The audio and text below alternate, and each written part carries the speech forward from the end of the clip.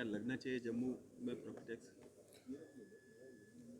कानूनी तौर पे खिदाने के लिए ज़रूरी है, पूरे देश में चल रहा है, यहाँ भी लोगों से कंसल्टेंसी के बाद देखा जाएगा। आइए sir, welcome sir, welcome.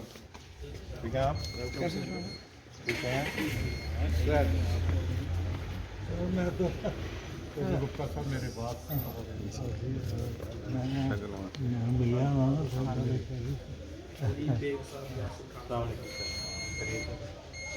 Student हैं, आपसे सीखना चाहोगे? चलिए आप भी जाएंगे सब, ठीक है?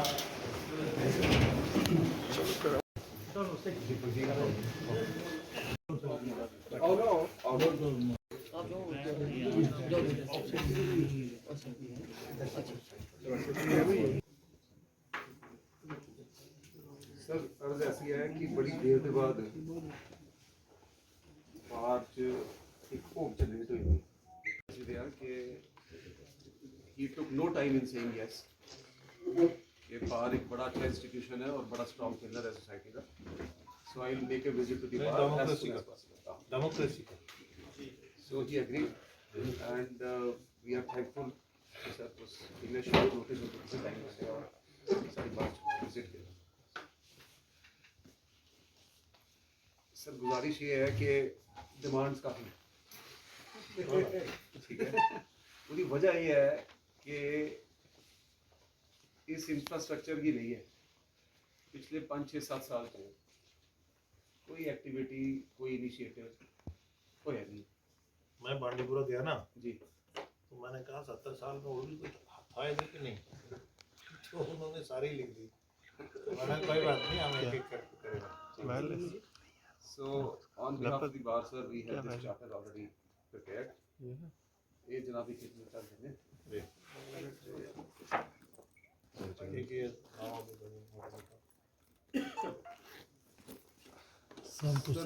मेजर है एक तो साड़ा ना लॉयर्स कैंटीन का प्रोजेक्ट ये इनिशियली सेंक्शन होया है पार्किंग लॉट का जो इशू है वो इनिशियली सेंक्शन होया है फॉर मल्टी स्टोरी पार्किंग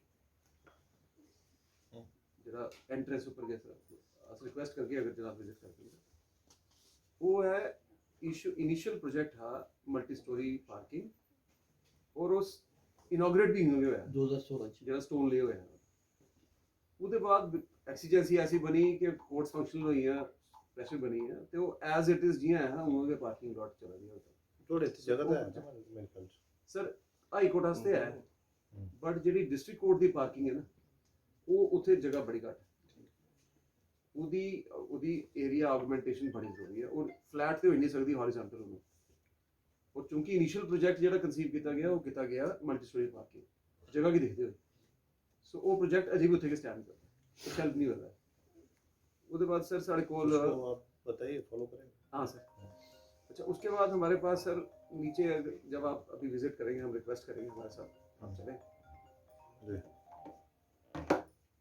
हमारे पास नीचे एक स्पेस है ओपन हम डोम बोलते हैं डोम एरिया एट्रियम जहाँ ऊपर उन्होंने वो कवर करके 2 डिस्ट्रिक्ट ब्लॉक्स के बीच में जो एरिया रखा है सिटिंग लॉयर्स का district court because we'll take you there session court है सेशन कोर्ट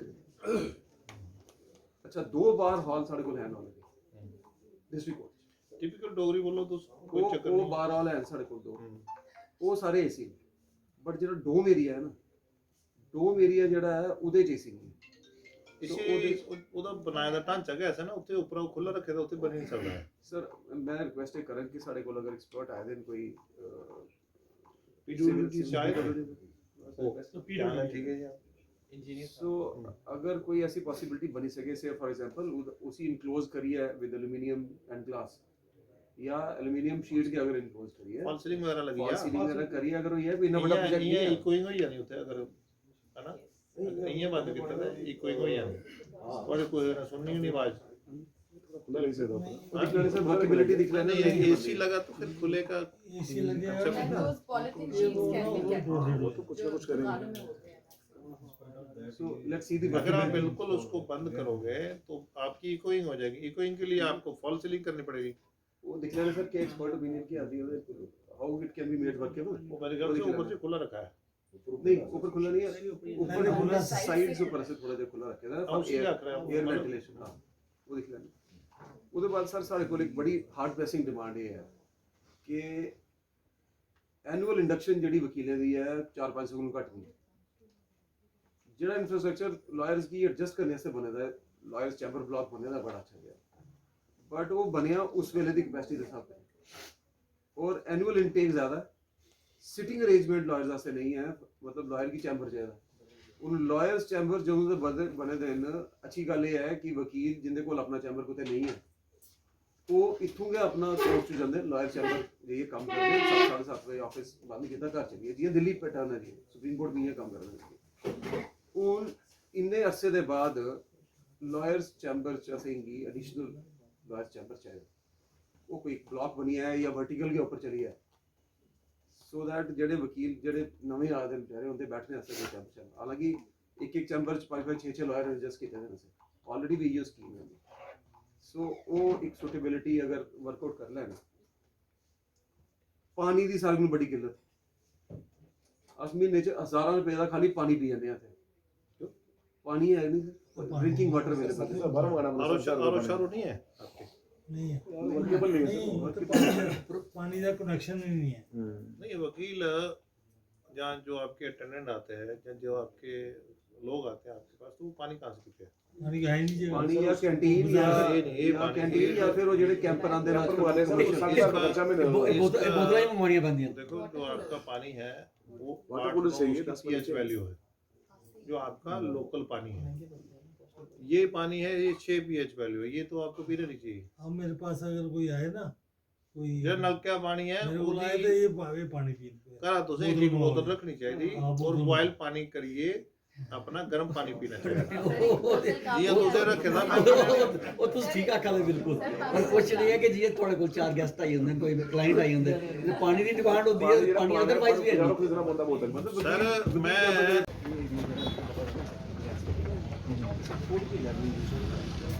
हमारे अच्छी चलता है लेवलिंग करिए ना वो आगे प्लास्टिक की कुर्सियां टेबल लगी हैं थोड़ी देर चल लगी है कम से कम बंदे तो बैठ लो बड़ा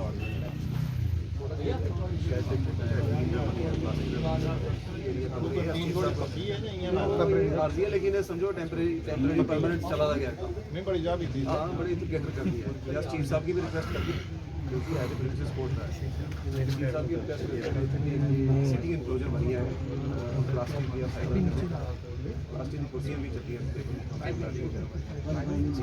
पर थोड़ा हाई कोर्ट के वकील दा इथे पानी सारा तार पर बने हां फिर बैठे सारे बंदे जेड़ा लगे फिर रास्ते में मेरे पास है ना वो लगे ये 10-12-15 थोड़ी इतो चाह उथे जाए तो फिजिबिलिटी कैंटीन दी पेट्रोल चलती कैंटीन सारे इथे समझ लो कि ये कैंटीन परमानेंट है इधर एसी नहीं है कोई बात नहीं मेरी जान में आ गई क्या हुआ इसको बारी चले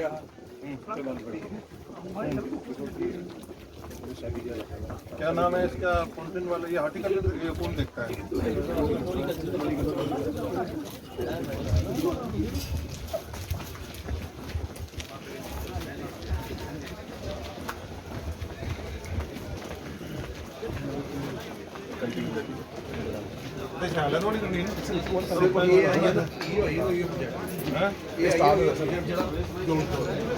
पिलर इनके देखो वो ये सेम स्ट्रेंथ दे जेडे 3 स्टोरी है ऊपर सर चले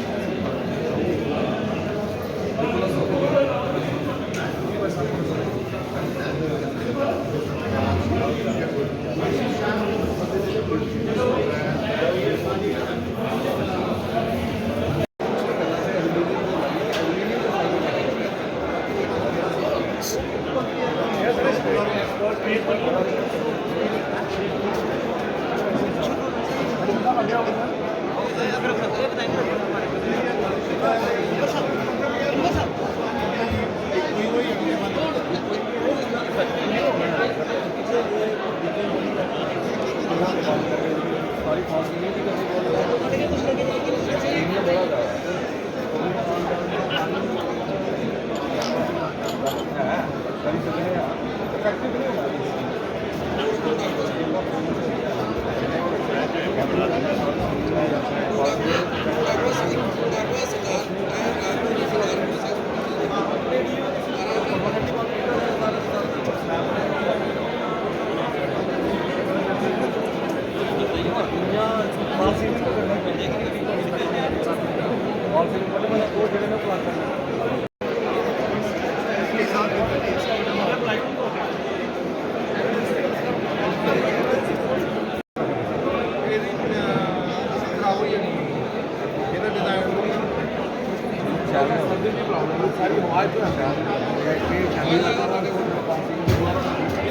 वाला भी आपका खुला है, वो क्लर्क में वो आपके वो बैठते हैं।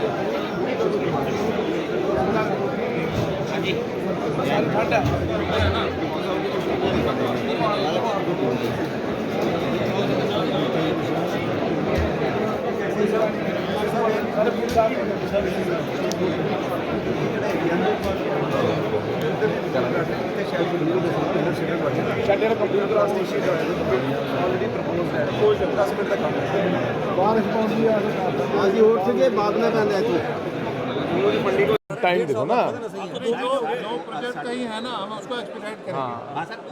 हाई कोर्ट ने सबमिट कर दिया ना लॉ डिपार्टमेंट को सबमिट हुआ जो वहाँ से रिकॉर्ड ये रिकॉर्ड उधर से आए एग्जीक्यूशन के टाइम लग रहा है एग्जीक्यूशन जनाब सर 2 साल से पेंडिंग है, 2 साल से अभी फंड आए नहीं। सर आप बाहर से दे दो ना प्लीज, बाहर से दे दो पैसे। ये वाला पाइपलाइन ये वाला प्रोजेक्ट आखिर है पाइपलाइन चाहिए उसको हम एक्सपीडिएट, उसको आप उसका पता करो। मैं पता कर चुका हूं। हमें तो हम एलजी साहब से कल ही मिलना है। 9 तारीख शाम को मेरी मुलाकात है। आप दो मुझे, मैं बात करूँगा। रिप्लेसमेंट का प्रोजेक्ट्स आपके पाइपलाइन में वो एक्सपीडिएट हो जाएंगे। जो रिक्रिएशनल है, पानी का मसला है, वो अलग से बात करते हैं आपकी। वो आपने स्पोर्ट्स का कहा, वो देखते हैं कि आपका बैठने की जगह कैसे बन सकती है, आपका फुहारा कैसे चल सकता है। सारी ब्रीफ करो ना। देखिए, जमहूरियत का बड़ा इम्पोर्टेंट पिलर है और वकील हमारे जो इनका बार एसोसिएशन है, इनके कुछ इश्यूज़ हैं जो पेंडिंग है। और कल ही आए थे तो मैंने इनसे कमिटमेंट करी कि आपका पहला राइट है मेरे पे।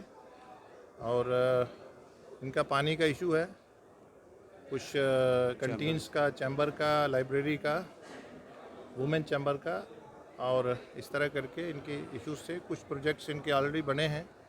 बाहर का जो मेन इनका जो ये डूम है, इसमें एक्शन साहब को कहा है कि इसका पॉसिबल अगर ठंड से जहाँ एक्सट्रीम गर्मी से बारिश से वो कैसे इनका स्मूथ फंक्शनिंग चले, इस पर बात करी है। और प्रिसाइज टाइम में हम आए थे और हम इनको कहेंगे कि हम इनको निराश नहीं करेंगे। कोई भी इनका इशू होगा बाहर का, हम इनका कंधे से कंधे मिला के चलेंगे और एडमिनिस्ट्रेशन जो कंसर्न एप्रोप्रिएट फोरा है उस पर इनकी बात रखेंगे। कल हाईकोर्ट बार एसोसिएशन की एक डेलीगेशन एमपी साहब को कॉल ऑन करने गई थी और एमपी साहब को हमने अपनी लॉयर्स फ्रेटर्निटी की जो ग्रीवेंसेस हैं, जो डिफ़िकल्टीज़ फेस कर रहे हैं, उनसे अप्राइज़ करवाया था और इनसे रिक्वेस्ट की थी कि आप ऑन स्पॉट एक जायज़ा लेने के लिए, अगर आपकी बिजी शेड्यूल में टाइम है तो आप कोई 10-1 मिनट स्पेयर करके हमारे पास आइए, ताकि हम आपको रुजू करवा सकें कि यहाँ पर वकीलों को ऑन स्पॉट क्या मुश्किलात का सामना करना पड़ रहा है। हम इनके शुक्रगुजार हैं कि इन्होंने इतने कम अरसा में हमारी इस रिक्वेस्ट को मंजूर किया और अपने शेड्यूल में से टाइम निकाल कर इन्होंने कहा कि नहीं, ये बार एसोसिएशन हमारी भी प्रायोरिटी है, ये एक इम्पॉर्टेंट पिलर है डेमोक्रेसी का, इसलिए मैं ज़रूर वहाँ पहुँचूँगा और जायज़ा लूँगा। आज इन्होंने तकरीबन 1 घंटा हमारे साथ यहाँ स्पेंड किया और सारा प्रेमिसेस चलकर जो प्रोजेक्ट्स जहाँ जहाँ लॉयर्स की डिमांड थी वो देखा और ऑन स्पॉट इंस्ट्रक्शंस भी दी। और इन्होंने हमारे से भी ये हमको भी नोटिफाई किया है कि जहाँ जहाँ जो प्रोजेक्ट आपका स्टॉल्ड है या जो पाइपलाइन में है, अगर आप वो भी इनको बताएंगे तो ये इन्होंने अश्योर किया है कि ये उसको भी एक्सपीडाइट करवाएंगे एडमिनिस्ट्रेशन में। बार एसोसिएशन जम्मू इनकी मशगूल है, तहे दिल से शुक्रगुजार है कि इन्होंने इतने कम वर्षा में, इतने शॉर्ट नोटिस में टाइम निकाल कर बार एसोसिएशन जम्मू की लॉयर्स फ्रेटर्निटी की जो मुश्किलात हैं उनको सुना और उनके रिड्रेसल के लिए इन्होंने अश्योर किया। देखिए बहुत देर से कुछ एक डिमांड जो हैं वो लॉयर्स फ्रेटर्निटी की पेंडिंग है। उसमें लॉयर्स चैम्बर्स जैसे अब आजकल एनुअली 300-400 के करीब फ्रेश लॉयर्स इंडक्ट हो रहे हैं और जो सिटिंग कैपेसिटी है वो अभी वो पुराने एस्टीमेट के हिसाब से है। सो उसकी ऑगमेंटेशन के लिए हमने इनको रिक्वेस्ट किया। पार्किंग की एक बहुत बड़ी डिफ़िकल्टी वकला के लिए भी है, लिटिगेंट्स के लिए भी है। आप देख रहे हैं यहाँ क्या हालत है, देखिए निकलने की भी जगह नहीं है। कोई इमरजेंसी अगर पड़ जाए तो मेरे को नहीं समझ आती कि यहाँ से कैसे उसको सॉर्ट किया जाएगा। सो हमने पार्किंग के लिए भी इनसे रिक्वेस्ट की कि यहाँ मल्टी स्टोरी पार्किंग का प्रोजेक्ट जो था वो इनिशियली सैंक्शन हुआ था और अभी भी शायद वो वैसे ही पड़ा। सो हमने एमपी साहब से रिक्वेस्ट की है कि आप अपने गुड ऑफिसेज यूज़ करें और जो प्रोजेक्ट स्टॉल्ड हैं उनको आगे पाइपलाइन में एक्सपीडाइट करवाएं और जल्द से जल्द इन मुश्किलात का सामना जो है वो जो सोल्यूशन है वो बार एसोसिएशन के लिए निकल के आए। जी चलेंगे, हम लड़ेंगे, भिड़ेंगे आपके लिए, क्यों नहीं भिड़ेंगे। छोटे मोटे जो है ना इनकी एक लिस्ट भेजो, कुछ में दफ्तर खुला कराना, कोई माड़ा मोटा में नहीं करना। जी thank you sir, thank you so kind of you sir, thank you.